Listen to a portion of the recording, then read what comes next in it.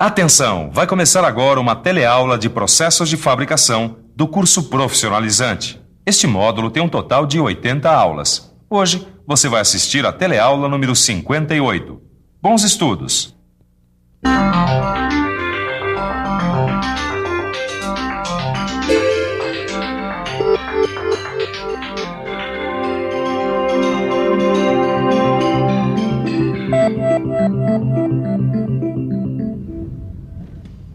Bom dia.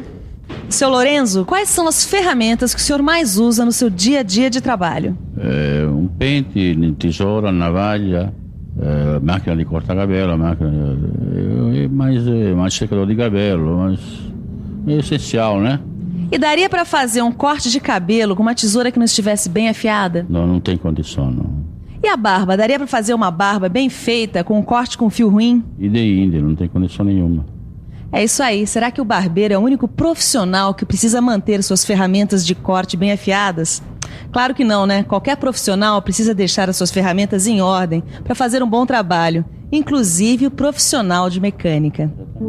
Na usinagem, depois de algum tempo, as ferramentas de corte geralmente se desgastam, passando a apresentar trincas, lascamentos ou modificações em suas propriedades.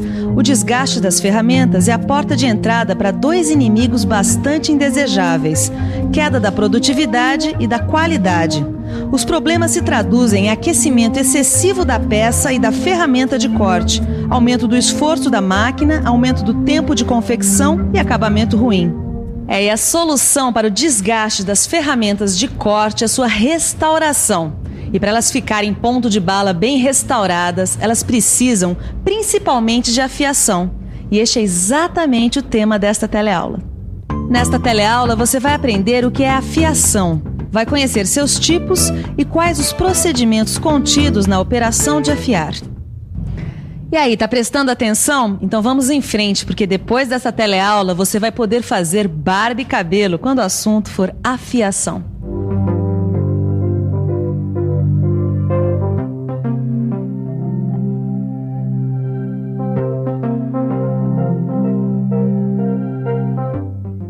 Para não perder tempo e manter as ferramentas de corte sempre afiadas, as grandes indústrias geralmente têm um setor de afiação de ferramentas. E aí, o trabalho é um só: restauração do contorno e perfil de corte das ferramentas desgastadas. A afiação é feita quase sempre com rebolos, que, como você sabe, também são ferramentas de usinagem usadas nas retificadoras. Você também já sabe que existem vários tipos de rebolo. E é claro que na hora de afiar, deve ser usado o rebolo mais adequado ao tipo de ferramenta de corte. Bom, mas antes da gente seguir adiante, é preciso saber o que é, afinal de contas, essa operação de afiar. Você sabe? Então fique por dentro.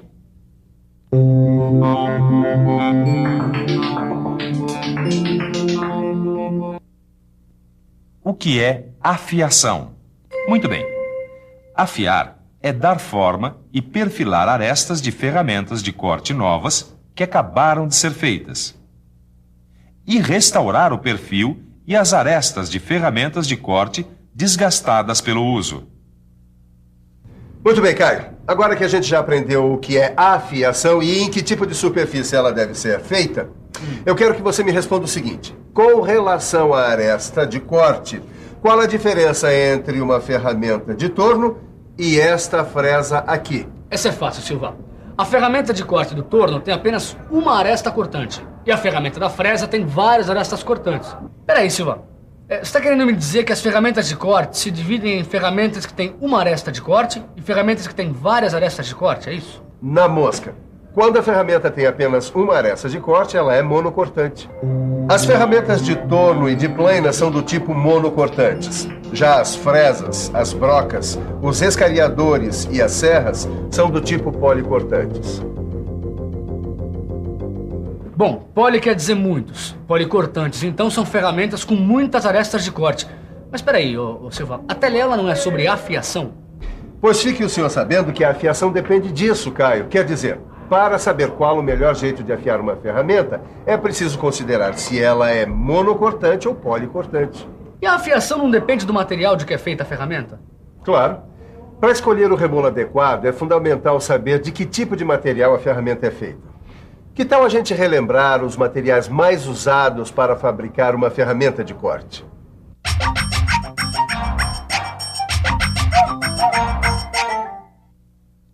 Tem o aço carbono, com baixa resistência ao desgaste e que perde rapidamente o poder de corte.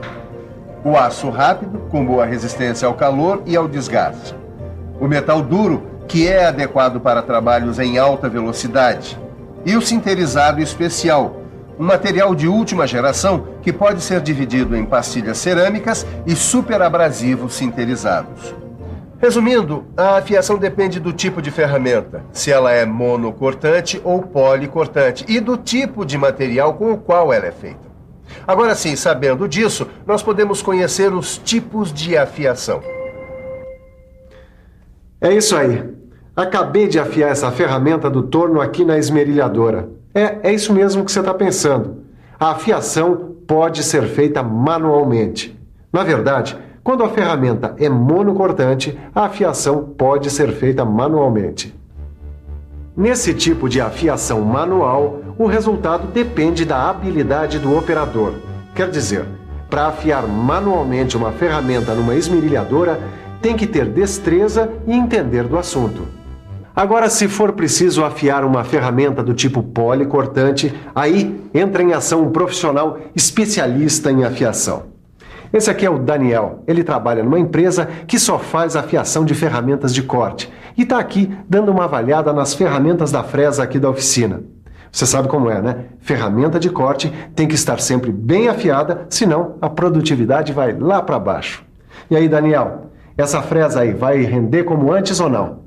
Bom, Ananias, quando o assunto é avaliação de fresa desgastada, cada caso é um caso. Mas tá com sorte, viu? Não vai precisar comprar outra, não. Com uma boa afiada, essa fresa aqui vai render muito mais ainda. Bom, além de ser cliente antigo, eu sou do ramo e sei como isso é feito. Mas tem gente que está vendo esse negócio de afiação pela primeira vez e quer saber como isso é feito. Quando a ferramenta é do tipo policortante, como esta fresa, é preciso afiar em máquinas especiais. Máquinas que são chamadas de afiadoras. Elas dispõem de suportes orientáveis que ajudam a posicionar a face da aresta a ser afiada, de maneira que a inclinação em relação à superfície seja a mais justa possível. A ferramenta deve ser movimentada sobre a superfície do rebolo. Isso deve ser feito para não desgastar de forma irregular a superfície do rebolo e também para reduzir a chance de aquecimento da aresta de corte da ferramenta. Essas máquinas afiam todo tipo de fresas, cilíndricas, angulares, com dentes postiços e outras. Para afiar brocas helicoidais, existe uma máquina especial. A broca precisa estar afiada para manter um bom poder de corte do material e também para que suas arestas de corte fiquem simétricas em relação ao eixo da broca.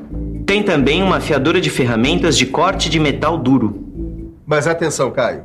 É bom saber que a afiação não é uma coisa isolada. Às vezes são necessários 3 tipos de operação para se afiar uma ferramenta de corte. A saber, desbaste, semi-acabamento e acabamento. E cada uma dessas operações é feita com um rebolo diferente. Olha só. Com este rebolo aqui, nós podemos desbastar uma ferramenta de corte. E essa ferramenta lascada aqui, também tem que ser desbastada, Silva? Ah, precisa sim. Em geral, as ferramentas de corte passam pelo desbaste antes de serem afiadas. E quando a afiação vai ser feita numa ferramenta que não está lascada, como essa aqui, por exemplo, também tem que desbastar? Não, aí basta a operação de semi-acabamento ou de simples acabamento nas arestas cortantes, com este outro rebolo aqui. Muito bem, já não existem dúvidas. Para manter o rendimento máximo das ferramentas de corte, é preciso afiar. Se você precisa afiar uma ferramenta monocortante simples, como a ferramenta de desbaste do torno, entre em ação a esmerilhadora e a habilidade manual do operador. Agora, se a ferramenta a ser afiada for policortante, como a fresa, como fazer? Bom, para responder essa pergunta, só mesmo conferindo os detalhes da operação de afiar. Antes de mais nada, a gente tem que levar em conta que cada dente da fresa é limitado por 2 superfícies ativas, uma de ataque e outra de incidência. Repare que durante a afiação, a mesa é acionada pelo operador com rápidos movimentos de vai e vem. E mais, a fresa deve ser mantida apoiada na guia da máquina. Bom, eu não sou um especialista em afiação, mas pelo que eu sei, o processo de afiação varia de acordo com o tipo de dente da fresa, não é isso? Exatamente, Ananias. Mesmo com todas essas variações, os procedimentos para afiação de fresa são quase sempre os mesmos. Vamos ver quais são esses procedimentos? O primeiro deles é a fixação da fresa na afiadora. Normalmente, as fresas com haste são fixadas entre pontas, o que permite obter uma concentricidade perfeita. Repare que o eixo da fresa deve estar em posição paralela à mesa. No caso da fresa de topo, a fixação é feita com a ajuda de um cabeçote porta-fresa inclinado, com ângulo de incidência de aproximadamente 6 graus. Um jogo de adaptadores permite a fixação das diversas hastes cônicas. As fresas com furo roscado são atarrachadas num mandril, que pode ser mantido entre pontas ou mesmo montado sobre o cabeçote porta-fresa. E as fresas com haste cilíndrica podem ser afiadas entre pontas, ou ainda fixadas no cabeçote porta-fresa, através de pinças cônicas. O segundo procedimento diz respeito à regulagem da máquina. Como exemplo, imagine que a gente vai afiar a parte externa da fresa com um rebolo reto plano. O dente da fresa é apoiado na escora guia, assim. Depois, o eixo do porta-rebolo e o eixo porta-fresa são colocados paralelamente no mesmo plano horizontal. Aí é hora de aproximar um dos dentes para bem perto do rebolo. Por último, a operação de afiar propriamente dita. Antes de ligar o motor, tem que aproximar a fresa alguns milímetros do rebolo, mas de maneira que ele possa girar livremente. Aí sim pode ligar. Então o carro deve ser aproximado do rebolo, bem devagarzinho, até que o rebolo e a fresa fiquem em contato.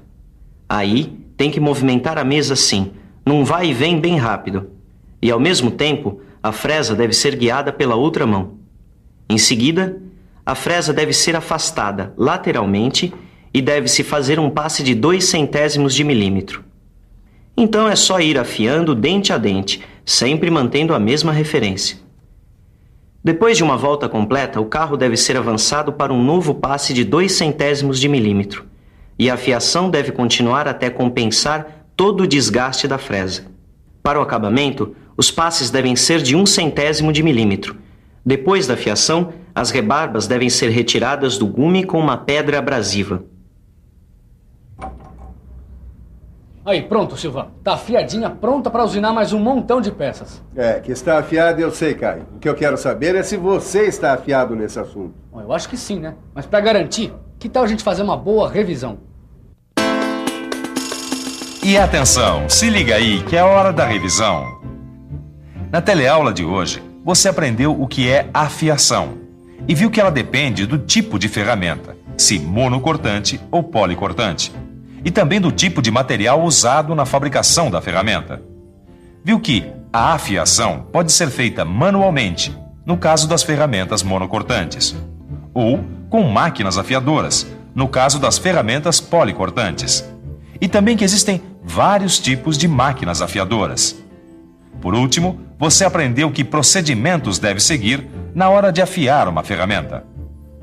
As ferramentas de corte devem estar sempre bem afiadas para render. E para você render neste assunto, só tem um jeito. Dê uma bela estudada no seu livro de estudos. Assim você vai ficar bem afiado. Até a próxima teleaula e tchau.